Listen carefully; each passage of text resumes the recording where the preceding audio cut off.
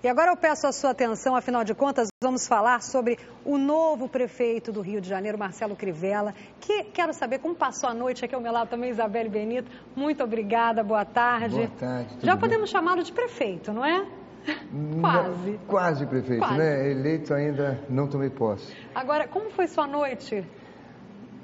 Pois é, eu passei uma noite de muita emoção. Eu cheguei em casa, já era quase 11h30 da noite, e aí fui para a internet para responder e agradecer a todas as pessoas que votaram na gente.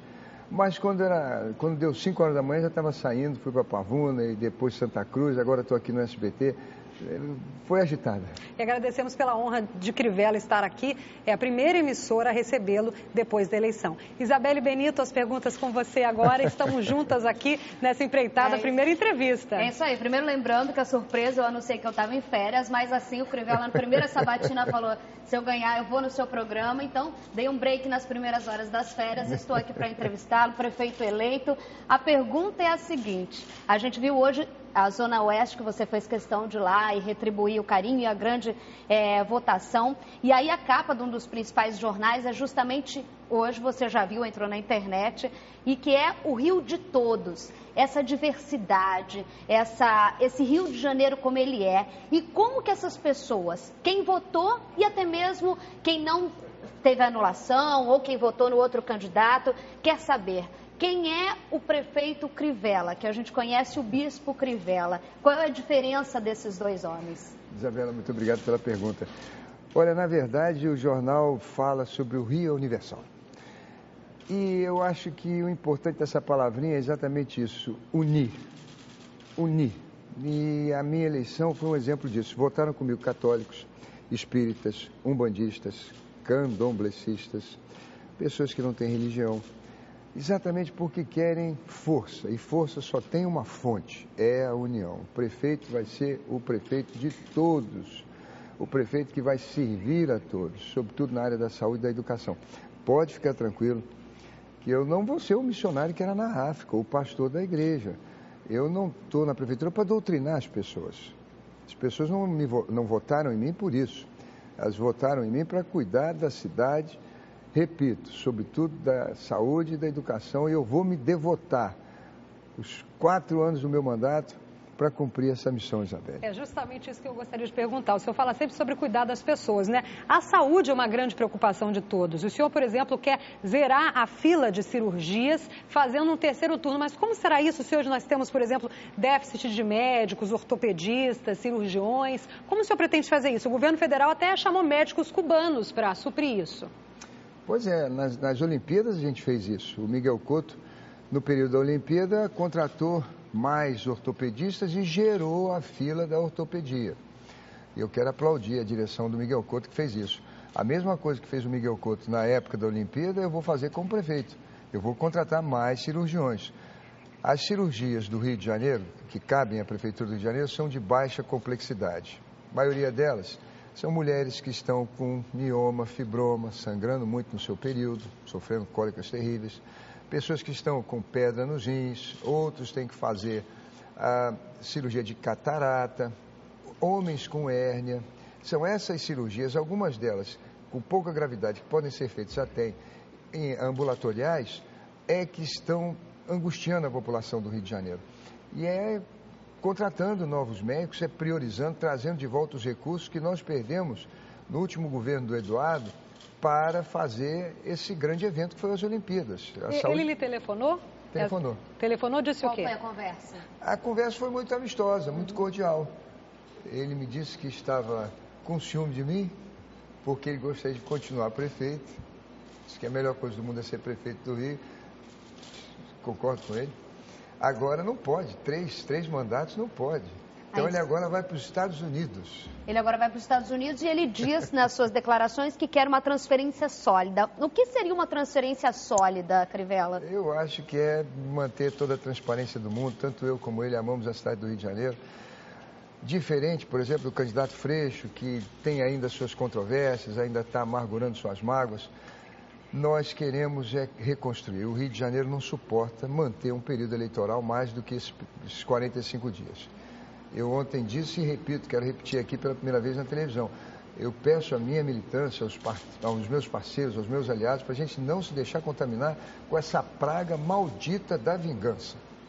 Praga maldita da vingança é o político que fica, vamos dizer, remoendo mágoas, e quem sofre é o povo. Nós temos que ter união agora para construir essas políticas que prometemos na campanha. Falando em militantes, em parcerias, a gente viu ontem no seu comício, no seu palco ali, eu vi o Índio, o Osório e também outras alianças. Bolsonaro também estava. Também estava. Clarissa estava lá também. Já se falou em alguma coisa de cargos? Já se tem o seu secretariado? Você teve o apoio deles? É com a parceria deles que você vai fazer o próximo governo? Como que é isso? Sem sombra de dúvida. Governo é parceria, ninguém faz política sozinho. Olha, as pessoas que acham que o político, o prefeito, é um senhor arrogante das suas ideias, estão completamente enganadas. A gente só consegue fazer as políticas públicas em apoio com os partidos. Não há outro caminho. São os ritos penosos da política. É no mundo inteiro assim. No mundo inteiro é assim, não pode ser diferente no Rio. Agora, o contrário da má política não é a antipolítica, vou governar sozinho, é a boa política. É governar assim, com pessoas de bem, ficha limpa, que são ambiciosos, mas não por dinheiro, por voto. Eles querem voto, e para ter voto precisa prestar serviço público, e eles querem prestar serviço público. É assim que nós vamos fazer aliança. O problema é quando os políticos fazem aliança em torno de negócios, querem enriquecer, arrumar dinheiro para partido. Aí não dá certo. Mas a aliança que o senhor fala significa colocar alguma dessas pessoas que a gente citou aqui no seu secretariado? Até pode ser. Não foi discutido, não me pediram nada. Mas o mais importante é que a gente concordou em políticas públicas, que logo, logo nós vamos anunciar nesse período da transição. Todos nós sabemos que há prioridades no Rio de Janeiro, e essas prioridades têm que ser contempladas no orçamento. As pessoas têm que saber quanto de dinheiro vai para essas prioridades. Falando em dinheiro, a gente tem uma perspectiva de queda. Como que o senhor vai lidar? O senhor ainda não pegou essa prefeitura, a gente vem de um grande evento que você acaba de citar, não se sabe realmente a realidade após um período eleitoreiro que a gente sabe como que funciona, as realidades começam a aparecer. Existe uma preocupação com dinheiro. Como fazer o programa do Crivella dar certo diante das dificuldades financeiras que o senhor com certeza vai encontrar no 1º de janeiro do ano que vem? Fazendo uma gestão austera. Nós vamos reduzir, não podemos ter 35 secretarias, vamos reduzir a menos da metade. Vamos fazer uma caça aos valores para termos profissionais, técnicos, que possam ser indicados pelos partidos, mas que sejam eminentemente técnicos e que possam ter a capacidade de realizar tarefas e fazerem projetos sem a necessidade de tantos assessores. Mas o senhor já sabe quais secretarias o senhor pretende excluir? Seriam 15, então, no máximo? Eu prefiro trabalhar com um número menor que isso. Agora, pediria a você, faria um apelo à sua benevolência, para que eu anuncie isso junto com os partidos coligados, para que não seja uma atitude que passe algum tipo de arrogância. Agora, em relação à Secretaria de Transportes, eu entendo que seja prioridade no seu governo, até porque, por exemplo, o seu vice, não é, Fernando McDowell, é especialista em transportes. Como é que o senhor pretende trabalhar essa questão? Por exemplo, vai continuar expandindo os BRTs, passagem de ônibus vai ficar mais barata? Qual é a prioridade? Emendando, até porque a Zona Oeste votou maciçamente. A Zona Oeste, um dos principais quesitos que eles reclamavam é justamente o transporte. Olha, por favor, me deixem prestar aqui uma homenagem solene e majestosa ao povo da Zona Oeste e Zona Norte, que me deram quase 80% dos votos. Santa Cruz, Pavuna, Campo Grande, aquela área do Chapadão, Pedreira. Olha, foi uma votação estrondosa. Todos eles me reclamavam muito de que a racionalização feita no governo do Eduardo foi uma coisa de cima para baixo. Não funcionou. Agora, nós já temos a experiência de que não funcionou. Isso ajuda muito. Há muita coisa que a gente resolve empiricamente. Você não resolve na plancheta. Você tem que ir errando para aperfeiçoar. Então, a gente já sabe que não deu certo. Vamos fazer o que vai dar certo. Uma coisa que eu quero garantir ao povo da Zona Oeste é que nós vamos priorizar a Transbrasil. Vamos terminar a Transbrasil. Aliás, já era um projeto quando eu fui candidato derrotado em 2008. Eu o primeiro que lancei esse projeto. Agora, vamos concluí-lo. As vans vão continuar, vão parar, porque tem a questão toda do serviço clandestino, o envolvimento com milícias, até que era algo que o candidato derrotado, Marcelo Freixo, falava muito. Pois é, maluquice. Imagina eu envolvido com milícia. Nós vamos falar com os operadores. Eu acho que, como eu citei anteriormente, a gente já sabe que não deu certo. Então a gente não vai repetir o que não deu certo. A gente vai tentar uma nova coisa para ver se vai dar certo. E eu acho que vai dar certo porque nós vamos ouvir a todos. Não vamos encontrar a solução que agrade a todos. Mas uma possibilidade política é isso. É a gente encontrar a solução pacífica para as controvérsias de uma sociedade moderna que é um dilúvio de interesses conflitantes. Mas vou ser o político que vai ouvir a todos e até o momento que vamos tomar a decisão que será benéfica ao ponto limite para cada um. Crivella, uma grande preocupação, principalmente quem assiste ao SBT Rio, a gente fala muito da questão da segurança pública, né? A gente sabe que é uma questão estadual. Mudou o secretário, mudaram as frentes da Polícia Militar e da Polícia Civil, e eu acho que isso não é para janeiro, isso é para agora. Como que vai ser o governo municipal diante do desafio que atinge diretamente economia, saúde e educação no Rio de Janeiro, que é a palavra segurança? A gente vai ter um papel mais efetivo da Prefeitura nisso? Sem sombra de dúvida. Se há um ponto que a Prefeitura do Eduardo falhou, e aí eu quero também dar parabéns a ele pelo volume de obras nunca visto no Rio de Janeiro. O Eduardo está de parabéns quanto a isso. Mas, para esse volume de obras acontecer, a Guarda Municipal se dedicou a arrecadar recursos em multas. Tinha meta para cumprir. Quando, na realidade, nós, no Congresso Nacional, mudamos a lei da Guarda Municipal para dar a eles a responsabilidade não só de cuidar de patrimônio público, mas também cuidar da população. E a Guarda, no Rio de Janeiro, ficou combatendo camelô e uma outra parcela aplicando multa nas pessoas. Agora, 80% da Guarda vai voltar a fazer policiamento, patrulhamento nos corredores comerciais, onde as pessoas sofrem o maior número de furto, e também nas áreas turísticas. Agora não é só isso não. Eu vou cobrar e vou cobrar forte da Polícia Rodoviária Federal, da Polícia Federal, da Polícia Militar, da Força Nacional de Segurança, do Exército, Marinha Aeronáutica, de todos. Não é possível o Rio de Janeiro ter tanto fuzil, tanta metralhadora e tanta pistola na mão de bandido. Que nós mostramos hoje aqui. Agora, uma dúvida, o senhor pretende colocar 80% da guarda junto aos comércios, patrulhando, ajudando a população.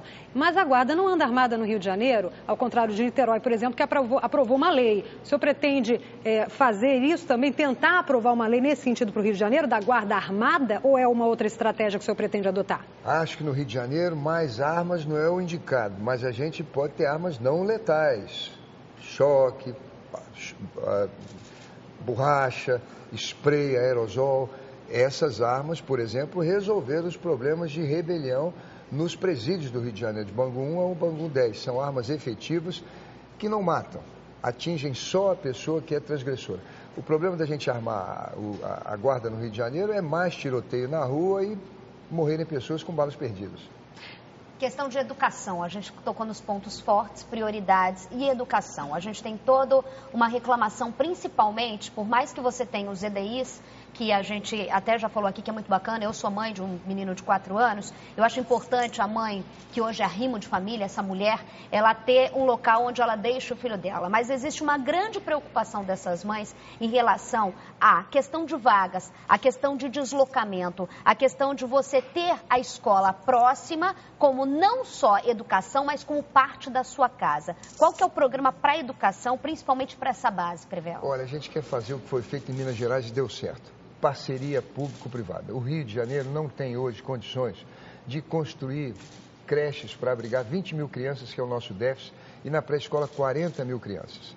Então nós vamos chamar a iniciativa privada para construir essas creches e essas pré-escolas, e nós vamos pagá-los através de um aluguel. Em 20 anos elas passam a ser do município. Aí nós vamos mobiliá-las, colocar as nossas professoras, nossas agentes de apoio à educação, as nossas merendeiras, para que as crianças tenham conforto, se alimentem bem. E nesse primeiro período da vida, que é quando tem a plasticidade cerebral, onde as crianças absorvem mais, as que não forem bem estimuladas vão ter problema para o resto da vida, elas vão ter todo o conforto. Vamos fazer com parceria público-privado, como foi feito em Belo Horizonte. Mas é professor concursado, né? Ou o professor também vai ser da iniciativa privada, vai ser gente trazida para... De que forma essa questão da... A gente quer entender essa forma da público-privada, como funcionaria na educação? É o seguinte, hoje você tem muita gente com dinheiro investido nos bancos. Por que esse dinheiro não está circulando na economia e nós vemos uma crise? Porque há uma crise de confiança. houve uma roubalheira anômica no Brasil e as pessoas disseram, esse país vai quebrar, vamos deixar o dinheiro guardado. Então você tem bilhões e bilhões e bilhões depositados no mercado financeiro. Essas pessoas não vão construir apartamentos nem casas para vender porque o mercado já está saturado. Então elas querem fazer parcerias com o governo. Elas podem construir creches e pré-escolas sabendo que vão ser alugadas para o governo. Agora as professoras vão ser concursadas. Eu não sou contra botar o S na educação, aliás, a lei proíbe. Vão ser professoras, agentes de educação, todo mundo concursado. Quem vai mandar o meu governo nas escolas, na pré-escola e na creche, serão os funcionários concursados da prefeitura. O que é muito importante, né? Agora, uma última pergunta aqui, que todo mundo se questiona. As festas profanas aí para as religiões todas, né? Carnaval, Réveillon, vão continuar com o patrocínio da prefeitura? Festa LGBT? Não, sem sombra de dúvida. O prefeito não é um senhor arrogante das suas ideias. As festas serão mantidas, elas fazem parte do nosso calendário cultural. A parada gay é uma expressão democrática de uma minoria que sofre muito preconceito, que sofre até violência, que será combatida no meu governo veementemente. Muita violência. E a gente noticia aqui todos os dias, né? Por isso é importante que seja, como o senhor falou, uma prefeitura universal no sentido da palavra para todos os cariocas, né? Eu realmente desejo boa sorte ao senhor nessa empreitada. Tem muito desafio, né, Isabelle? Muito desafio. Eduardo Paes virou Dudu. Qual é o apelido que o senhor prefere? Cri-cri não dá, né? Olha, Isabelle, olha, eu não sei qual apelido que você vai me dar, mas eu quero agradecer muito o SBT pelo jornalismo ético, inteligente, bem-humorado, que sempre traz ao povo carioca. Eu acho que é com essas equipes que a gente vai aperfeiçoar a nossa vida econômica, social, cultural, a vida do povo do Rio de Janeiro. Muito obrigado, Isabelle. Eu agradeço, Marcelo Crivella. Agradeço também aqui a Eliane, que eu estava em férias, abriu um espacinho aqui. Eu estou aqui para fazer essa entrevista, que eu acho importante para o povo carioca, principalmente o trabalho que o SBT Rio fez, justamente de mostrar as ideias. E esse é o momento em que a gente agora parte para o trabalho. Bom trabalho para o senhor. Vamos cobrar. Obrigada, Crivella. Vamos cobrar. Olha, a gente vai para um rápido intervalo e volta já.